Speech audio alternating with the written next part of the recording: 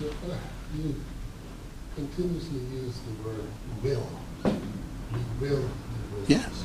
Will do that. My question to you is, given that the city of Hamilton is almost, well, it's dead, it just hasn't fallen down yet. Is there anything this government is doing now to get the cruise ship thing back to Hamilton?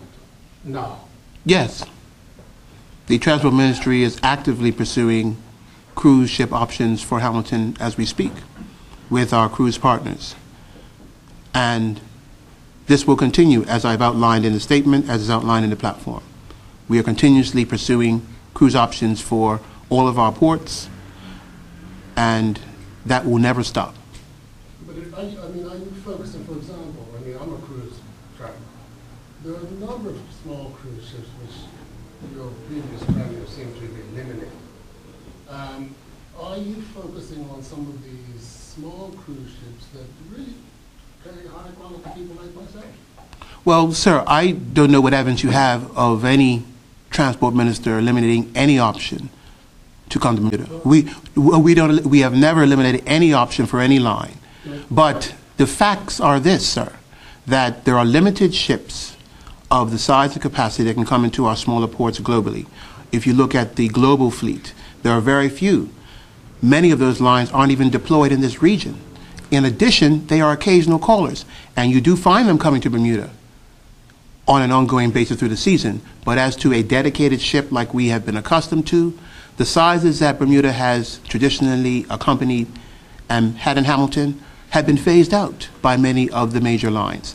They have deployed them in other parts of the world. They are not in this market. So we are pursuing opportunities with any line that has a ship that can come to Bermuda, but they make their choices based on their opportunities. We market Bermuda as a superior destination for cruise to all cruise lines. There is no line that is eliminated from the choices that we make. Can I just move one up there?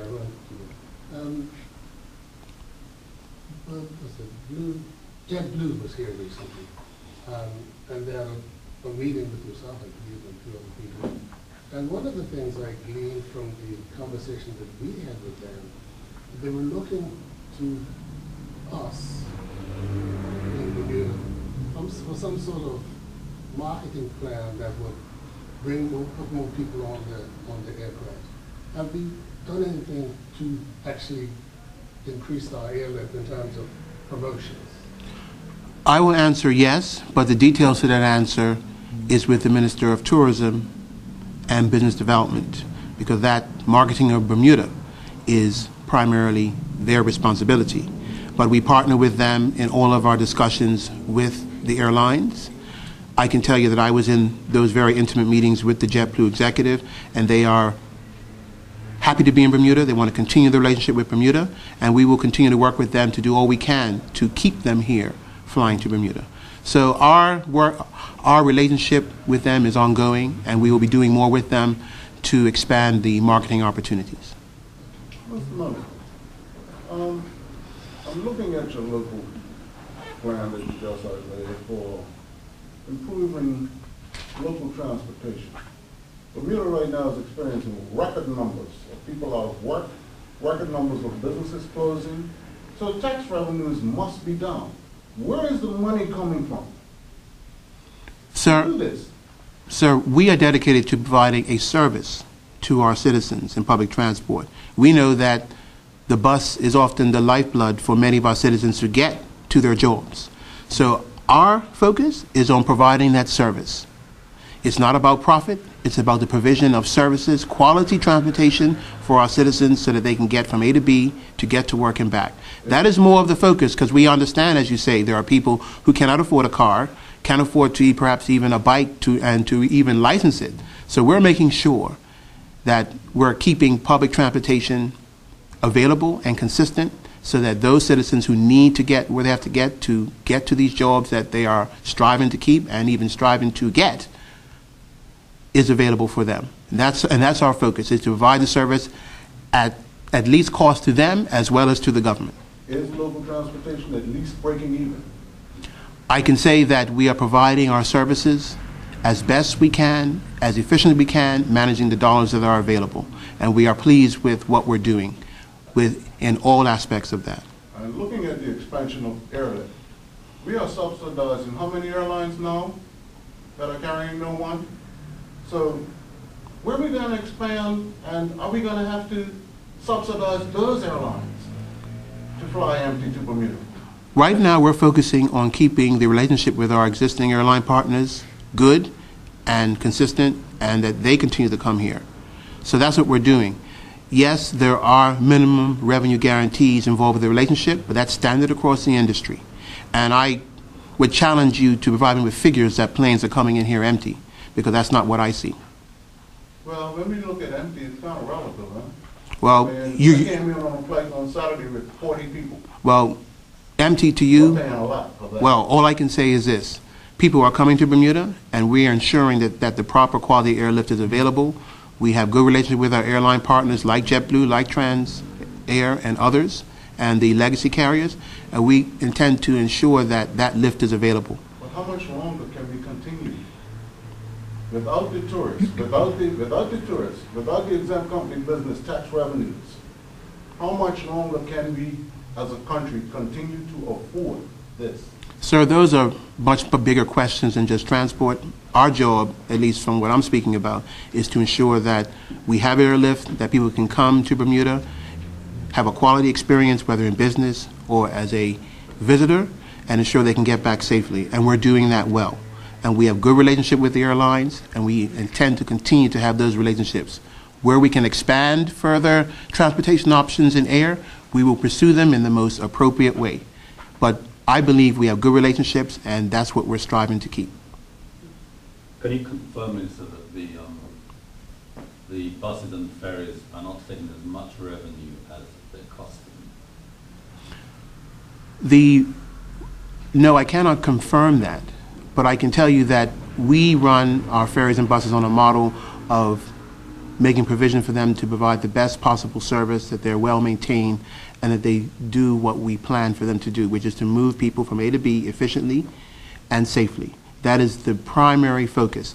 Yes, there are clearly expenditures associated with my ministry, $79 million expenditure this past year, and that goes to making sure that those services are provided and they can be provided well for the Bermudian riders and users. That's our focus. We do it as effectively and efficiently as we can.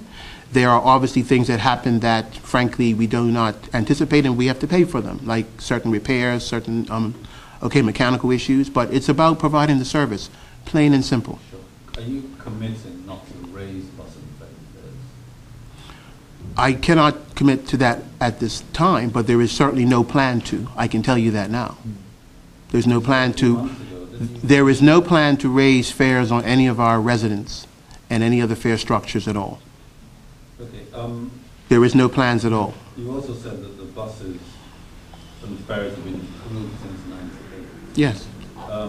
How many new buses did you purchase in the last, let's say, 4 or 5 years? We haven't purchased any in the last 4 years or so, but we are planning to purchase some new ones now. We've been very prudent and managed our expenditures in capital investment, but we now are in need of purchasing new buses, so we're planning to purchase some new right now. And with that, as I said in my platform and my statement, is that we're looking at options on how we can be more innovative with that, taking on more eco-friendly options, because yes, fuel is a big expense of transport, as anyone would know, and we are confronted with the same fuel costs that all of you are. So we're looking at ways that we can crunch some of our expenditures, and particularly over the long term, look at eco-friendly options that can reduce the costs of that we are outlaying in transport. But you purchased buses since '98, obviously. Yes, yes, we have, and that was to keep the average age of the fleet down and keeping it somewhere between 7 and 10 years is what is the international standard, and that's what we've been endeavoring to do. We have creeped up a little bit, but our goal is to keep the fleet at a good age so that our maintenance and other work that we do actually goes well for us over time. Okay. Is there any good reason why those purchases that you've already made since '98 were not of eco-friendly buses? Well, that was not the priority of the ministry, I believe, at the time. But as you know, with the change in the approach to fuel costs in more recent years, these weren't issues back in 1998, that the cost of fuel has skyrocketed multiple times over, certainly in more recent years, and that has presented an issue on the cost of fuel as an expenditure of our duties. So everybody's now looking at fuel as an issue and as a rationale for looking at options that can, at least as a constant outlay, something that you can reduce, even if you still have mechanical issues that you have to pay for, because they're never going to go away. But if there's a way to keep a control on our fuel costs over time, in the long term, that's what we're endeavoring to do, because that is a big cost for us. Tell us a bit about the entrepreneurial opportunities for the airport. What exactly? Well, we're looking to see ways that we can create the airport to be an area where new businesses and small businesses can actually operate. We know that there's a great demand for certain services at the airport. There was a concessionaire upstairs which did go, and now we're making sure there's a new one there. We're looking for other spaces in the airport facility where we can have duty-free and other types of services, restaurant, retail, and others. And when we do make these changes with the existing airport, we hope to ensure that smaller new businesses opportunities are created for people rather than necessarily just the legacy businesses of perhaps liquor and retail. But if there are people who have new ideas and new options that they believe might be interesting to the traveling person, we want to see if the airport can accommodate them. GPS for taxis, is that something that's going to be, I'm not clear on what's going on. Well, sir, I think if you had been following my statements over recent months, at least going back to June when I became minister, we've been very clear on what we're doing there. The issue of digital dispatch and other issues related to the taxi industry is being handled by the Taxi Commission, which is why the Taxi Commission features very heavily in our statement, because they're going to be dealing with those issues in the long term. It is a body that will have members of the industry and others dealing with the issues, moving the big decisions around that industry away from the government proper to the industry itself. And we will work with them to deploy them and to see that their industry improves, that it, of course, modernizes, and that it provides better quality service to its clients. That's our goal right now. It's not about trying to direct the industry. It's about working with the Commission and partnering with them to make sure that their industry improves and they have greater opportunity. One quick question for you, Mr. Minister.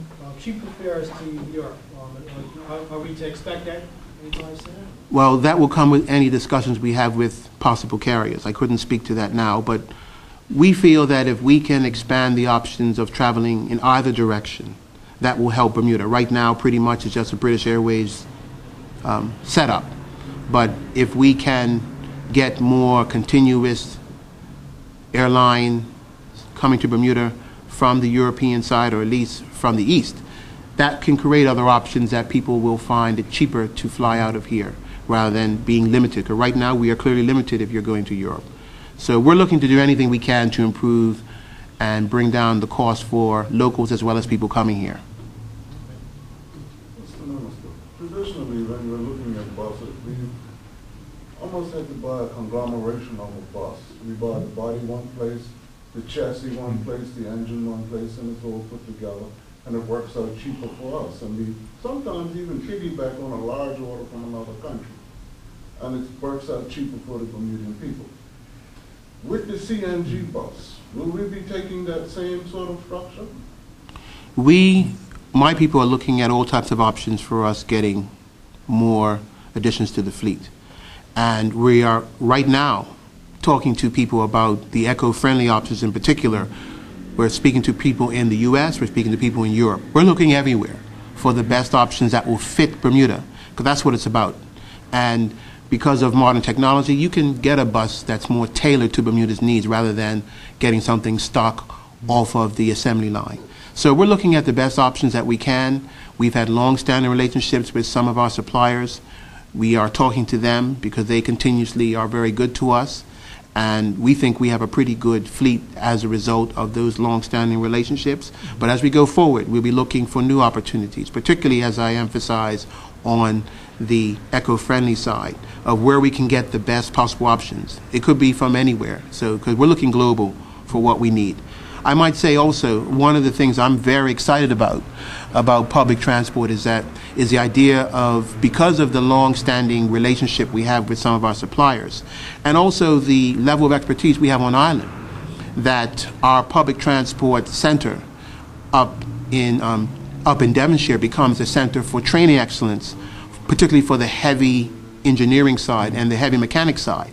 That's a real area where jobs can be created for our young people who may come right out of the school and are like good with their hands and want some sort of opportunity that if we can develop with the help of our partners, that our place in Devonshire and even potentially partnering with Works and Engineering, Public Works, because they have another heavy equipment side, that training for young people can be a part of what we do right here in Bermuda, that with the relationship with the suppliers, we can become a center for excellence so our young people can potentially get trained, be employed by government, but also go into the private sector as a specialist, heavy mechanics trained and like certified here in Bermuda through our own efforts. We spend a lot of money on these areas, so why not multiply the opportunity by making sure young people are trained here in Bermuda through the expense that we deploy as taxpayers for our buses and trash trucks and other heavy equipment right within government. How much are you? Considering that expense, are we now looking at possibly using our buses as an advertising space to increase revenue? Well, that's done to some degree already, as you saw with the Carifta and with the Grand Slam. You saw advertising on the buses. Those are kind of accessory issues to what we do. Yes. Are we going to open it up to the private sector? I can't speak to that right now, but we will look at any option that might be helpful, and if there's a marketing opportunity for our buses to be used that way, we will think about it, but it hasn't been a traditional thing that we've looked at. But certainly, we're looking to see any way that we can make a little extra dollars through transport. But I speak of what I spoke of before because we're already expending a lot of money, and some of the dollars that are already expended, that's the multiplier, is if you can have young people there working with our top mechanics right on site, on-hand training, in a place that really is the only place in Bermuda where you can get that sort of activity, because there aren't that many other outfits that have the amount of huge mechanical operations that the government has. It's a good training ground for younger people. It's about jobs. This election is also about jobs, and we intend to find ways to create job opportunities for our people at every way we can. Is the turnover rate there to cover the kids? I didn't hear the question, sir. Is the turnover rate there to cover the kids, or are we just going to train a whole bunch of kids to sit on the wall? Sir, I think I've been very clear. This is about being trained so that they can work within the service, but also be employed with our private sector as well. And I've already spoken to a few of them, and they like the idea. So they'll have access to trained up people. They won't be carrying the burden of training, but the government and the taxpayer dollars that are invested already in these heavy equipment areas is also a multiplier benefit to get some of our young people trained to take on jobs and to develop careers. How much are you allocated to buy new buses? I'm not able to disclose that at this moment. Did you just do a budget exercise in October? But that was not in that particular exercise. Okay, so it's a more recent. We're not talking about next year now. We're talking about probably beyond the next fiscal year. That is something that we've already put aside for, but I cannot disclose the amount at this time. I can give it to you later. Okay. Ms. Richardson. Afternoon. Might as well be sitting right there. Does it work? Change the subject a bit. How's canvassing going? Well, as you know, I'm standing in number 12, Yeah. and canvassing has always been interesting. I remember running the by-election in 2011, and it's a matter of getting out as best I can, touching base with all of the voters there, but I'm aware of what the issues are. And for me, it's an exciting time to try to put myself forward to serve Bermuda yet again. But you've had very little time this time around. What's the coverage? How much of the district have you actually covered? But that's just for me to do as best I can. But as I said, after running in the by-election in 2011, I have actually been in touch with some of the voters in that area on an ongoing basis. And so it's not so much of trying to reach everyone at this stage, it's to be as efficient as I can, let them know that I am, of course, available. And some have been in contact with me proactively, so it's recognizing quite well. My understanding was that in the selection process, you made it clear that you weren't interested in running. Did you change your mind because you were asked to, or did you decide that maybe after all you would? In other words, was it a push or was it a pull? Were you drawn back into it, or were you? No, well, clearly, I'm not sure what information you hear, but I think it's misinformation, to be honest. Oh, really? I've always made the stance that I'm available as a Progressive Labour Party candidate, and always been prepared to run in any given constituency. Thank you. Any other questions? Yeah, Mr. Richardson. What particular focus are you leaning? I mean, in between elections, people have a general gripe. Getting closer to an election, people have a specific gripe. What specific gripes are coming to you? I think, speaking to the voters in number 12, their greater concern has been around the provision of health insurance, and that's mostly because if you look at the demographics in the area, the majority of them are older persons, and the solution from the PLP has in fact been future care. And there have been one or two examples whereby the voters have been very excited about the fact that they were not able to get health insurance prior to future care, and then with the introduction of future care, they are now able to get the care that they need. And so from that perspective, they've been very excited about the idea of future care and how it would impact them individually. I think that has to be seen as a success of this government, in that despite the criticisms of that program, nearly half of the current statistical number of seniors are actually on future care. So when you hear the opposition say certain things about future care, I would hope that the media does put that question to them. Certainly, the public has validated that program, and certainly those who are in Constituency 12 are affirming that to Mr. Richardson. Nearly 4,000 persons on future care, when there's about 8,000 or so persons who are considered to be seniors in Bermuda based on the census. I think that's a validation.